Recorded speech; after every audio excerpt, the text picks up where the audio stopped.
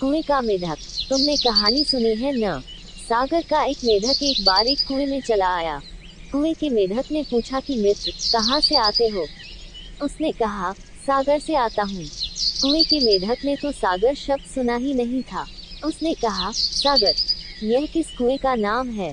सागर से आया मेढक हंसने लगा। उसने कहा, यह कुएं का नाम नहीं है। तो सागर क्या है? बड़ी मुश्किल हुई सागर के मेढक को, वह कैसे समझाए सागर क्या है। कुएं का मेढक कभी कुएं के बाहर गया नहीं था। सागर तो दूर, उसने तालाब भी नहीं देखे थे। कुएं में ही बड़ा हुआ, कुएं में ही जिया, कुआं ही उसका संसार था, वही उसका समस्त विश्व था। कुएं के मेढक ने एक तिहाई कुएं के छलांग लगाए और कहा, इतना बड़ा है तुम्हारा सागर। सागर के मेढक ने कहा, मित्र, तुम मुझे बड़ी अड़चन में डाले दे रहे हो। सागर बहुत बड़ा है। तो उसने 2/3 कुएं में छलांग लगाई। उसने कहा, इतना बड़ा है तुम्हारा सागर। सागर के मेढक ने कहा कि मैं तुम्हें कैसे समझाऊं, तुम्हें कैसे बताऊं, सागर बहुत बड़ा है। तो उसने पूरे कुएं में एक कोने से दूसरे कोने तक छलांग लगाई। उसने कहा, इतना बड़ा है तुम्हारा सागर। और जब सागर के मेढक ने कहा, यह तो कुछ भी नहीं है, अनंत अनंत गुना बड़ा है, तो कुएं के मेढक ने कहा, तेरे जैसा झूठ बोलने वाला मेढक मैंने कभी देखा नहीं। बाहर निकल, किसी और को धोखा देना। तूने मुझे समझा क्या है? मैं कोई बुद्धू नहीं हूँ कि तेरी बातों में आ जाऊं। इसी वक्त बाहर निकल। इस तरह के झूठ बोलने वालों को इस कुएं में कोई जगह नहीं। यह कहानी बड़ी अर्थपूर्ण है। यह आदमी की कहानी है। सुकरात को जब जहर दिया गया तो एथेंस के जजों ने यह निर्णय लिया कि या तो तुम मरने को राजी हो जाओ और या फिर तुम जो बातें कहते हो वे बातें कहना बंद कर दो। दो में से कुछ भी चुन लो। तुम जो बातें कहते हो वे बंद कर दो, तो तुम जी सकते हो। और अगर तुम उन बातों को जारी रखोगे तो सिवाय मृत्यु के और कोई उपाय नहीं है। फिर मृत्यु के लिए राजी हो जाओ। सुकरात बातें क्या कह रहा था? सागर की बातें कर रहा था कुएं के लोगों से। और कुएं के भीतर रहने वाले लोग सागर की बात सुनकर नाराज हो जाते हैं। सुकरात का अपराध था यही अपराध अदालत ने तय किया था कि तुम लोगों को बिगाड़ते हो। सुकरात लोगों को बिगाड़ता है। सत्य की ऐसी शुद्ध अभिव्यक्ति बहुत कम लोगों में हुई है जैसी सुकरात में। सुकरात लोगों को बिगाड़ता है, यह अदालत का फैसला था। अदालत एथेंस के सबसे ज्यादा बुद्धिमान लोगों से बनी थी। एथेंस में जो सबसे ज्यादा प्रतिभाशाली लोग थे, वे ही उस अदालत के न्यायाधीश थे। उन्होंने एक मत से निर्णय दिया था कि तुम चूंकि लोगों को बिगाड़ते हो, खासकर युवकों को, क्योंकि बूढ़े तो तुम्हारी बातों में आने से रहे, युवक तुम्हारी बातों में आ जाते हैं। क्योंकि बूढ़े तो इतने अनुभवी हैं कि तुम उनको धोखा नहीं दे सकते। बूढ़े मतलब जो कुएं में इतना रह चुके हैं कि अब मान ही नहीं सकते कि कुएं से भिन्न कुछ और हो सकता है। जवान वह जो अभी कुएं में नया नया आया है और जो सोचता है कि हो सकता है कि कुएं से भी बड़ी चीज हो। कौन जाने। जवान में जिज्ञासा होती है, खोज होती है, साहस भी होता है, नए को सीखने की तमन्ना भी होती है। बूढ़ा तो सीखना बंद कर देता है। जैसे जैसे आदमी बूढ़ा होता जाता है वैसे वैसे उसका सीखना क्षीण होता जाता है। और जो आदमी अपने बुढ़ापे तक सीखने को राजी है, वह बूढ़ा है ही नहीं। उसका शरीर ही बूढ़ा हुआ, उसकी आत्मा जरा भी बूढ़ी नहीं है। उसके भीतर भी उतनी ही ताजगी है जितनी किसी छोटे बच्चे के भीतर हो। जो अंत तक सीखने को राजी है, उसके भीतर सदा ही युवावस्था बनी रहती है। युवावस्था की ताजगी और युवावस्था का बहाव और युवावस्था की प्रतिभा बनी रहती है। लेकिन लोग जल्दी बूढ़े हो जाते हैं।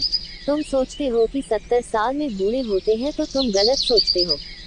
मनोवैज्ञानिक कहते हैं कि अधिकतर लोग 12 वर्ष की उम्र के बाद रुक जाते हैं, फिर सीखते ही नहीं। 12 वर्ष यह औसत मानसिक उम्र है दुनिया की। 12 वर्ष भी कोई उम्र हुई। 7 वर्ष की उम्र में बच्चा 50% बातें सीख लेता है, अब बस 50% और सीखेगा। और अभी जिंदगी पड़ी है पूरी। और 12 वर्ष की उम्र तक पहुँचते पहुँचते, या बहुत हुआ तो 14 वर्ष की उम्र तक पहुँचते पहुँचते सब ठहर जाता है। फिर सीखने का उपक्रम बंद हो जाता है। फिर तुम अपने ही कुएं के गोल घेरे में घूमने लगते हो। फिर तुम सागर की तरफ दौड़ती हुई सरिता नहीं रह जाते, रेल की पटरी पर दौड़ती हुई मालगाड़ी हो जाते हो, मालगाड़ी, पैसेंजर गाड़ी। जीवन में और कोई स्वतंत्रता नहीं रह जाती। उसी पटरी पर दौड़ते दौड़ते एक दिन मर जाते हो। कहीं पहुंचना नहीं हो पाता। अधिक लोग तो मेरी बात नहीं समझेंगे, समझेंगे तो गलत समझेंगे, समझेंगे तो कुछ का कुछ समझेंगे। मैं इससे अन्यथा की आशा भी नहीं रखता, इसलिए मुझे इससे कुछ अड़चन नहीं होती, मुझे इससे कुछ विषाद नहीं होता, इससे मुझे कोई चिंता नहीं होती। यह होना ही चाहिए। अगर लोग मेरी बात बिल्कुल वैसी ही समझ लें जैसा मैं कह रहा हूँ तो चमत्कार होगा। ऐसा चमत्कार न कभी हुआ है न हो सकता है। अभी मनुष्य से ऐसी आशा करनी असंभव है। कबूतर और कौवा। प्राचीन भारत में कई बार लोग पक्षियों के आवागमन के लिए घर के आसपास दानों से भरकर टोकरियां लटका रखते थे। राजा के कोषाध्यक्ष के रसोइयों ने भी ऐसा कर रखा था। उन्हीं टोकरियों में से एक में एक कबूतर ने डेरा जमा रखा था, जो रात भर तो उसमें रहता, फिर शाम ढलते ही वापस अपनी टोकरी में लौट आता। एक दिन एक कौवा भी वहां के रसोई घर से आती हुई पकते मांस आदि की सुगंध से आकर्षित हो कबूतर की टोकरी में आ बैठा और प्रेम पूर्वक वार्तालाप करने लगा। कौवे की चिकनी चुपड़ी बातों में आकर कबूतर ने उसे आतिथ्य प्रदान किया, किंतु यह चेतावनी भी दी कि रसोई घर से उन्हें कुछ भी नहीं चुराना चाहिए। रसोइयों ने जब दोनों पक्षियों को साथ साथ देखा तो उन्होंने तत्काल कौवे के लिए भी एक टोकरी कबूतर की टोकरी के पास लटका दी, यह सोचते हुए कि ऐसा करने से दोनों मित्रों को बातचीत करते रहने के और भी अच्छे अवसर मिलेंगे। दूसरे दिन कबूतर जब तड़के ही उड़कर दूर निकल गया तो कौवा अपने वास स्थान पर दुबका पड़ा रहा। उस दिन रसोइयों ने मछली पकाना आरंभ किया। पकती मछली की सुगंध से कौवे के मुख में पानी भर भर आता। समय समय पर वह टोकरी के बाहर सिर निकालता और मांस चुराने का मौका तलाशता। एक बार उसने जब देखा कि रसोई घर के रसोइये थोड़ी देर के लिए धूम्रपान के लिए बाहर निकले हुए थे, तब वह उड़ता हुआ नीचे आया और पकते मांस के एक बड़े से टुकड़े पर चोंच मार दी, जिससे हांडी के ऊपर रखा कड़छूल नीचे गिर गया। गिरे कड़छूल की आवाज सुन एक रसोइया दौड़ता हुआ नीचे आया और कौवे की चोरी पकड़ ली। उसने तत्काल रसोई घर का द्वार बंद कर कौवे को धर दबोचा और बड़ी बेरहमी से उसके पंखों को नोच उसे मिर्च मसालों में लपेट कर बाहर फेंक दिया। थोड़ी ही देर में कौवे के प्राण निकल गए। शाम को कबूतर जब अपने निवास स्थान को लौटा तो उसने कौवे के पंख और मृतदेह को बाहर फेंका हुआ पाया। उसने तत्काल समझ लिया कि कौवा अपने लोभ का शिकार हो चुका था। कबूतर एक समझदार और दूरदर्शी पक्षी था। वह तत्काल उस स्थान को छोड़ दूसरे स्थान को प्रस्थान कर गया, क्योंकि हर कोई अपने साथियों की मूर्खता के दंड का भागी हो सकता है। दो हंसों की कहानी। मानसरोवर आजू चीन में स्थित है। कभी था मानस सरोवर के नाम से विश्वविख्यात था और उसमें रहने वाले हंस तो नीले आकाश में सफेद बादलों की छटा से भी अधिक मनोरम थे। उनके कलरव सुंदर नर्तकियों की नुपुर ध्वनियों से भी अधिक सुमधुर थे। उन्हीं सफेद हंसों के बीच दो स्वर्ण हंस भी रहते थे। दोनों हंस बिल्कुल एक जैसे दिखते थे और दोनों का आकार भी अन्य हंसों की तुलना में थोड़ा बड़ा था। दोनों समान रूप से गुणवान और शीलवान भी थे। फर्क था तो बस इतना कि उनमें एक राजा था और दूसरा उसका वफादार सेनापति। राजा का नाम धृतराष्ट्र था और सेनापति का नाम सुमुख। दोनों हंसों की चर्चा देवों, नागों, यक्षों और विद्याधर ललनाओं के बीच अक्सर हुआ करती थी। कालांतर में मनुष्य योनि के लोगों को भी उनके गुण सौंदर्य का ज्ञान होने लगा। वाराणसी नरेश ने जब उनके विषय में सुना तो उसके मन में उन हंसों को पाने की प्रबल इच्छा जागृत हुई। तत्काल उसने अपने राज्य में मानस सदृश एक मनोरम सरोवर का निर्माण करवाया, जिसमें हर प्रकार के आकर्षक जलीय पौधे और विभिन्न प्रकार के कमल जैसे पद्म, उत्पल, कुमुद, पुंडरी, सौगंधिक, तमरस और कहलव विकसित करवाए। मत्स्य और जलीय पक्षियों की सुंदर प्रजातियां भी वहां बसाई गईं। साथ ही राजा ने वहां बसने वाले सभी पक्षियों की पूर्ण सुरक्षा की भी घोषणा करवाई, जिससे दूर दूर से आने वाले पंछी स्वच्छंद भाव से वहां विचरण करने लगे।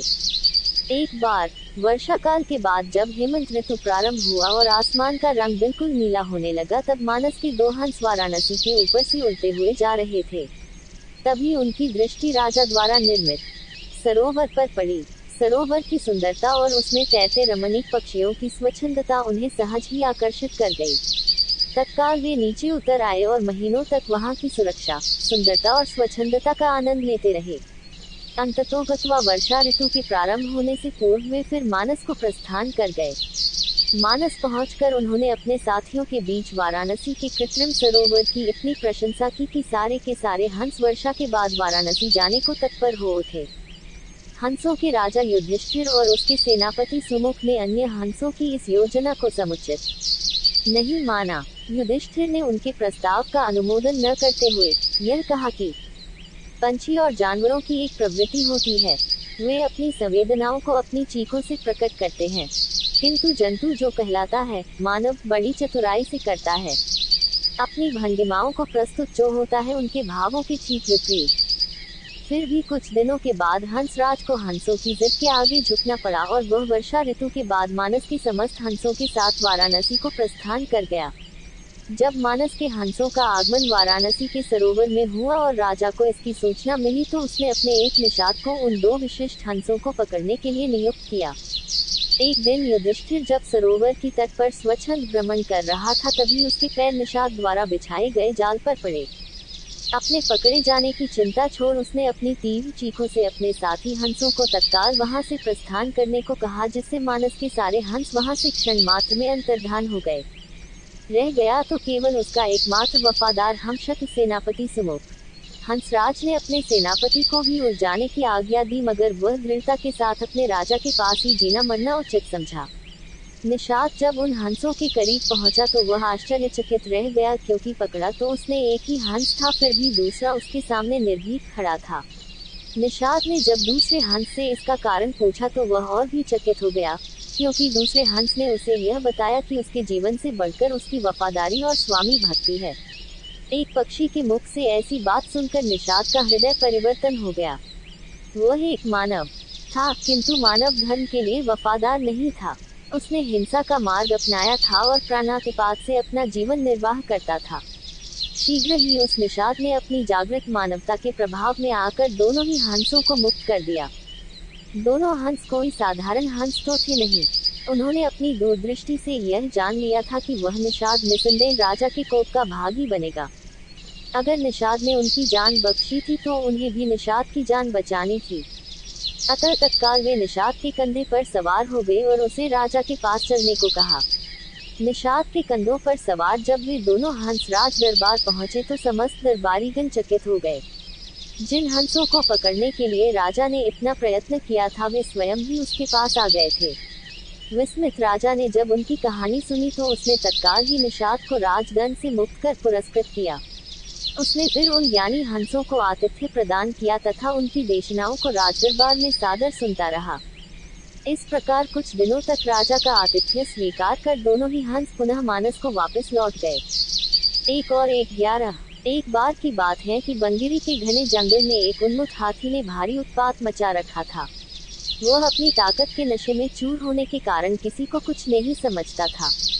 बंगिरी में ही एक पेड़ पर एक चिड़िया व चिड़े का छोटा सा सुखी संसार था। चिड़िया अंडों पर बैठी नन्हे नन्हे प्यारे बच्चों के निकलने के सुनहरे सपने देखती रहती। एक दिन क्रूर हाथी गरजता चिल्लाता पैरों को तोड़ता मरोड़ता उसी ओर आया। देखते ही देखते उसने चिड़िया के घोंसले वाला पेड़ ही तोड़ डाला। घोंसला नीचे आ गिरा, अंडे टूट गए और ऊपर से हाथी का पैर उस पर पड़ा। चिड़िया और चिड़ा चीखने चिल्लाने के सिवा और कुछ न कर सके। हाथी के जाने के बाद चिड़िया छाती पीट पीट कर रोने लगी। तभी वहां कठफोड़वी आई। वह चिड़िया की अच्छी मित्र थी। कठफोड़वी ने उनके रोने का कारण पूछा तो चिड़िया ने अपनी सारी कहानी कह डाली। कठफोड़वी बोली, इस प्रकार गम में डूबे रहने से कुछ नहीं होगा। उस हाथी को सबक सिखाने के लिए हमें कुछ करना होगा। चिड़िया ने निराशा दिखाई, हमें छोटे मोटे जीव उस बलशाली हाथी से कैसे टक्कर ले सकते हैं। कठफोड़वी ने समझाया, 1 और 1 मिलकर 11 बनते हैं। हम अपनी शक्तियां जोड़ेंगे। कैसे? चिड़िया ने पूछा। मेरा एक मित्र मियाक नामक भावरा है, हमें उससे सलाह लेना चाहिए। चिड़िया और कठफोड़वी भावरे से मिली। भावरा गुनगुनाया, यह तो बहुत बुरा हुआ। मेरा एक मेढक मित्र है, आओ उससे सहायता मांगे। अब तीनों उस सरोवर के किनारे पहुँचे जहाँ वह मेघ रहता था। भावरे ने सारी समस्या बताई। मेढक भर्राए स्वर में बोला, आप लोग धैर्य से जरा यही मेरी प्रतीक्षा करें, मैं गहरे पानी में बैठकर सोचता हूँ। ऐसा कहकर मेढक जल में कूद गया। आधे घंटे बाद वह पानी से बाहर आया तो उसकी आंखें चमक रही थी।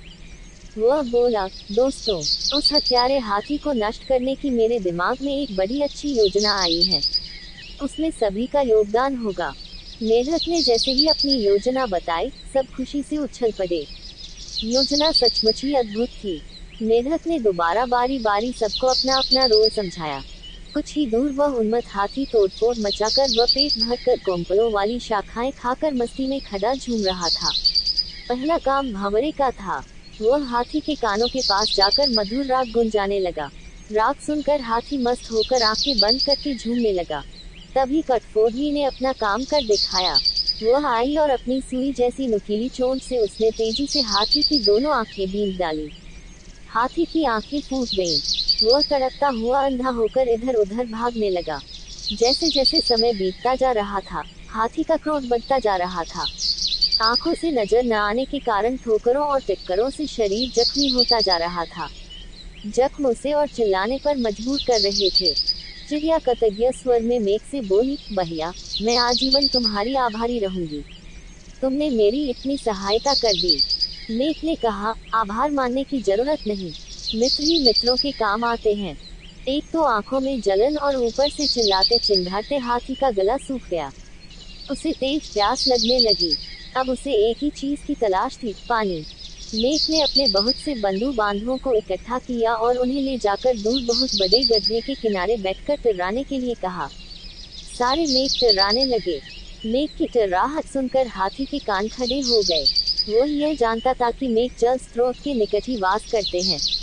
वह उसी दिशा में चल पड़ा। टिर्राहट और तेज होती जा रही थी। प्यासा हाथी और तेज भागने लगा। जैसे ही हाथी गड्ढे के निकट पहुंचा, मेघों ने पूरा जोर लगाकर टिर्राना शुरू किया। हाथी आगे बढ़ा और विशाल पत्थर की तरह गड्ढे में गिर पड़ा, जहां उसके प्राण पखेरु उतने देर न लगे। इस प्रकार उस अहंकार में डूबे हाथी का अंत हुआ। सीख है, एकता